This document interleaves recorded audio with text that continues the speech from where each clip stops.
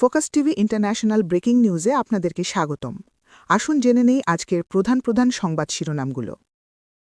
জ্বালানি সংকট, পাকিস্তানের রাজধানীতে সব গণপরিবহনের ভাড়া ফ্রি ঘোষণা। কুয়েতে বিমান প্রতিরক্ষা ব্যবস্থা পাঠাচ্ছে যুক্তরাজ্য।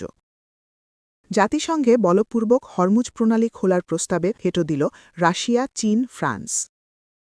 মিয়ানমারের প্রেসিডেন্ট হলেন জান্তা প্রধান মিন অং লাইং। আমিরাতের হাবশান গ্যাস কমপ্লেক্সে আগুন, উৎপাদন সাময়িক বন্ধ।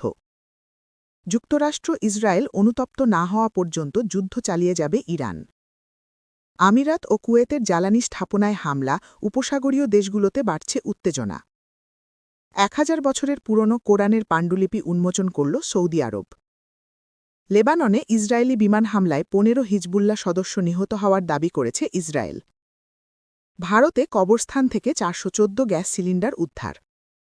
ইরানে মার্কিন হামলায় যুদ্ধপ্রাদের আশঙ্কা, ট্রাম্পকে শতাধিক আইন বিশেষজ্ঞের খোলা চিঠি। কুয়েতের রাষ্ট্রীয় তেল শোধনাগারে আঘাত হানল ইরানি ড্রোন, ভয়াবহ আগুন। বাংলাদেশ সীমান্তের নদীতে কুমির ও সাপ ছাড়তে চায় ভারত।